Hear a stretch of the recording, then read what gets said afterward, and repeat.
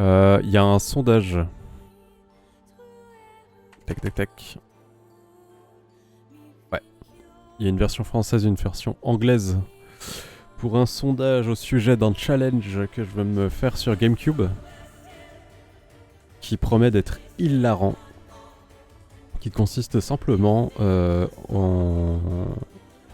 en jouage des exclus GameCube. Alors, deux choses. Il y a débat sur les jeux exclus GameCube, ne serait-ce que pour Metroid Prime, c'était très con, mais il est aussi sur Wii sous forme de trilogie, donc je crois que dans la communauté GameCube, il est considéré comme exclu, mais par certains non, moi je dirais que oui. Par contre, il y a des jeux genre Pikmin, pareil, c'était une exclue à l'époque. Mais ils ont porté le jeu sur Wii. Et là, pour le coup, c'est exactement le même jeu. Le même gameplay, etc. Vraiment le même jeu. Donc est-ce que c'est une exclue GameCube? Moi, je dirais que oui. Mais c'est le genre de choses dont j'aimerais qu'on discute sur le Discord. Histoire d'établir une liste claire. Parce qu'il y a d'autres jeux comme ça. En fait, c'est très simple. Il y a deux jeux... Il y a 2 ou 3 jeux sur lesquels j'ai vraiment un doute. Il y a Skies of Arcadia Legends et Sonic Adventure 2 Battle qui sont exactement dans le même cas, c'est-à-dire que ce sont des jeux Dreamcast qui ont simplement eu une mise à jour propre vers la GameCube. Et pour Sonic, il a carrément son extension Battle avec les Chaos. Metal Gear Solid Twin Snakes, c'est pareil. Twin Snakes est une exclue GameCube. Mais c'est juste un remake de MGS, quoi. Et... quoi d'autre? Il y a un Godzilla que je connais pas du tout. Qui est sorti plus tard sur Xbox sous un autre nom. Je pense que je peux le mettre dans les exclus quand même. Et il y a un jeu, Beach Spikers, qui est... alors il est considéré comme une exclue, mais ça me surprend parce que c'est juste une adaptation d'arcade. Pour moi c'est pas une exclue, mais si les gens le disent...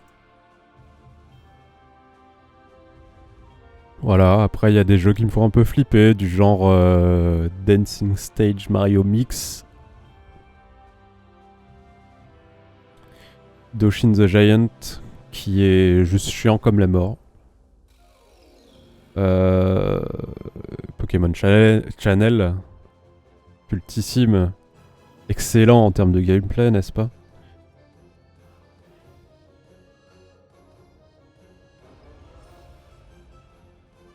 Il y avait un autre truc. Virtua Striker 3 version 2002, pareil, c'est un jeu Dreamcast. Je sais pas pourquoi il est compté dans les exclus.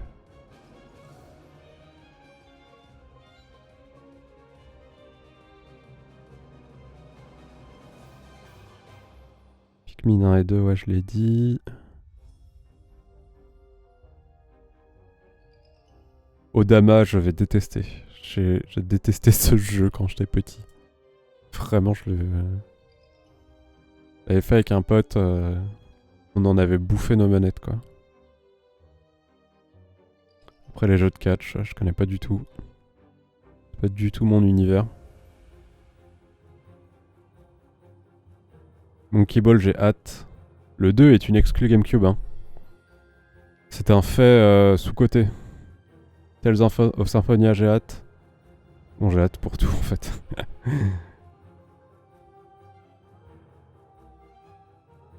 Non, ce que je redoute le plus, c'est vraiment Odama de Chine.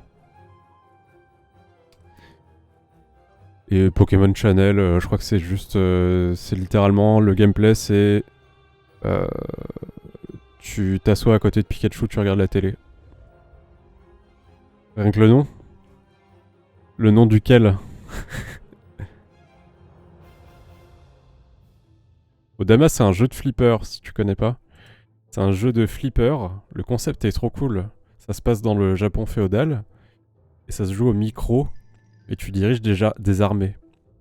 Sauf que la reconnaissance vocale du Mario Dancing, ouais, c'est un DDR Mario en fait. Mais je le ferai à la manette parce que trouver un bon tapis, c'est infaisable. Et oui, donc Odama, tu diriges des armées au micro, sauf que les mecs n'avaient pas le budget pour la reconnaissance vocale. Ce qui fait que quand tu diriges tes troupes en vocal, ça marche littéralement une fois sur 15. Et t'es là en train de gueuler dans ton micro, mais je sais plus ce que c'est les mots que tu dois dire. C'est genre va à gauche, mais va à gauche, putain. Et puis les mecs ils bougent pas, ou alors ils vont en bas, ou tu vois, des trucs comme ça. Ouais, c'est le souvenir que j'en ai. Et ça vient vraiment d'Odama. Ça vient pas du micro de la GameCube.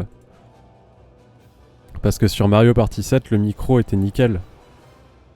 Tu pouvais même dire d'autres mots. Par exemple, dans Mario Party, je me souviens d'un mini-jeu où tu devais dire souffle, souffle, souffle. Nous, on essayait le truc en mode je vais essayer de dire oufle pour voir si ça marche, et ça marchait. Donc vraiment, le problème venait des mecs qui avaient fait Odama, qui n'ont pas du tout investi dans la reconnaissance vocale, qui est le cœur de leur gameplay, quoi. Mais après, le jeu en lui-même, c'est du flipper, où je crois que la boule, c'est un énorme rocher. Il y a bien de la gueule. Qu'est-ce qui me fait envie? Star Fox Adventures, j'ai hâte de le refaire. Même si j'en ai pas un très bon souvenir. C'est un peu pour ça que j'ai envie de le refaire. J'en ai pas un très bon souvenir. Je sais pas, peut-être que... Je crois que la difficulté, elle était un peu en dents de scie, quoi. Ça, c'est un truc qui me rebute dans les jeux. Quand tu fais des passages agréables, et d'un coup, ça devient dur, et après, ça redevient cool. Et après, tu galères pendant des heures sur un truc, et après, ça redevient sympa. Je trouve ça un peu lourd comme défaut. Il y a des défauts que j'accepte, mais celui-là, je le trouve lourd. Wario World, jamais je n'ai vu quelqu'un jouer à Wario World sur GameCube. Et Star Fox Assault, j'y ai jamais joué, il a l'air trop bien. Et pour revenir sur Skies of Arcadia Legends, pareil, hein, c'est un jeu qui a l'air énorme. C'est un jeu que je voyais dans les magazines ou dans les petites brochures que t'avais avec les jeux. Et je me disais, waouh, ça a l'air d'être un putain de RPG, ça. PN3, je n'ai jamais fait.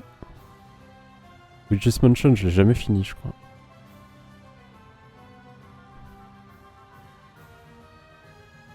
F0GX. Ah, j'ai un peu peur pour le mode histoire quand même. Je pense que ce que je vais faire, c'est finir toutes les coupes avec coupe d'or, quoi. Finir premier. Et le mode histoire. Et le mode histoire, je flippe un peu. Je suis un peu en sueur déjà. Très simple, je n'ai jamais passé le 2e ou 3e niveau. Parce que la difficulté est ridicule. Je pense que F0, le mode histoire, hein, le mode histoire de F0GX est objectivement l'un des jeux les plus durs du monde. Aux côtés de ce que vous voulez, là, les Dark Souls et les machins. La difficulté est vraiment ridicule. C'est un jeu de course en plus. Le gameplay est excellent, tout ça. Mais t'arrives au niveau, je sais plus si c'est le 2 ou le 3. Ça y est, t'es dans les étoiles, quoi. Et la suite est pas mieux. Donc je vais voir comment je vais goupiller ça, quoi. Il y a Mugai aussi qui m'avait dit que la fin de Battalion Wars était extrêmement dure. J'ai souvenir que c'était dur. Pareil, je l'avais fait avec un pote, avec le même pote qui a fait, avec qui j'ai fait Odama. Et j'ai pas souvenir... Bon, j'ai galéré, mais... J'ai pas souvenir que c'était infaisable non plus.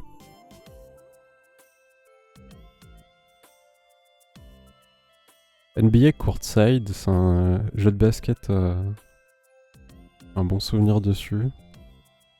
Clash of Ninja 2. Oh, ce jeu, moi j'adore. Je sais pas si... Est-ce qu'il est bien noté ce jeu? Est-ce que c'est mon péché mignon?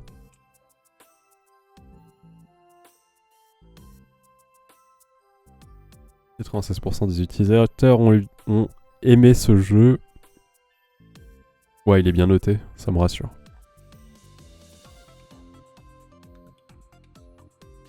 Il y avait un truc avec le gameplay qui était un peu rigide.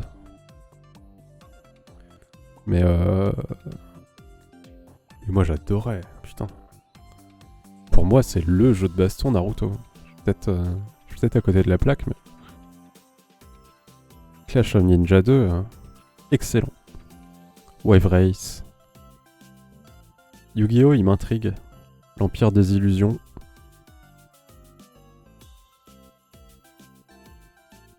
Ah oui, et du coup, le deuxième truc que j'aimerais établir avec les viewers, c'est une liste de règles que j'ai déjà commencé. Du genre, chaque jeu doit être battu un par un, mode difficulté du jeu est celui sélectionné par défaut. Les jeux sont battus en any%. Exemple, dans Sunshine, le jeu se termine après avoir battu Bowser et pas après les ramassages des soleils. Parce que là, pour le coup, pareil, Sunshine, les 120 soleils, c'est un sacré challenge. Il ne s'agit pas d'un speedrun. Une fois le jeu battu, le jeu suivant est choisi aléatoirement. Pareil, il faut définir le système de choix du jeu. Moi, je pense à un gâchapon, j'ai envie de crafter un gâchapon, mais j'ai la flemme d'investir dans des balles de ping-pong ou un truc comme ça si c'est pour les jeter après, quoi. Ça me fait un peu chier. Sachant qu'il y a 83 jeux, ça veut dire acheter 83 balles de ping-pong ou un truc similaire. C'est pas tellement le fait de les acheter qui me fait chier, c'est d'avoir ça juste pour que ça soit dans un gâchapon, que ça soit utilisé qu'une fois en fait. Genre je le sors et je fais quoi? Je jette la balle derrière ou... Enfin, ça fait un sacré gâchis, je pense. Après, peut-être que je peux réutiliser le truc pour d'autres projets, quoi. Mais crafter le gâchapon, j'ai vu des mecs qui font ça sur YouTube en carton. Je trouve ça tellement stylé. Sinon, dans les règles, il y a aussi une fois le jeu battu, le jeu suivant... Ah oui, ça j'ai déjà lu. Et choisi aléatoirement. Les jeux doivent être faits en stream. Très important. Un jeu battu doit apparaître en rayé sur la liste ci-dessus.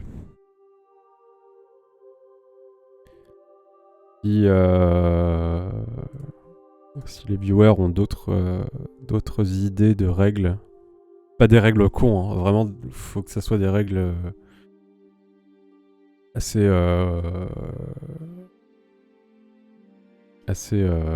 réalistes, quoi. Et pour les trucs cons, justement, si on fait des challenges, moi je verrais bien un truc du genre... un truc interactif avec le chat, c'est-à-dire, je sais pas moi, bon c'est un peu ras ce que je vais dire, mais un truc du genre, à partir d'un certain nombre de bits, on fait un challenge, moi j'ai noté du genre, un challenge ça pourrait être faire le grand chelem de Mario Kart double dash avec les bébés. Sachant que les bébés, bon c'est un bon perso, hein, mais c'est le perso des débutants quoi. Ils vont pas vite. Leur capacité spéciale est faite pour revenir en avant, donc c'est fait pour les gens qui restent un peu derrière, quoi, genre 8ème. Sinon, en challenge, j'avais noté ramasser les soleils de Sunshine. Tout simplement. Ce genre de challenge. Après, il faut voir de quoi ça dépend, quoi. Est-ce que c'est des dons? Alors, je me vois pas faire un truc du genre vous me donnez 10 balles, je ramasse un soleil en plus. Truc de gros gratteur. Why not, hein. Après, l'argent que je ramasse en stream, bon, j'en ai jamais vraiment eu, mais... non, j'en ai jamais perçu, je crois. Jamais perçu d'argent via le stream. Mais j'achète du matos avec, donc genre là il me faudrait une webcam, ça fait 1 an. Donc bon, pourquoi pas faire un challenge contre une webcam pour le stream, quoi. Why not?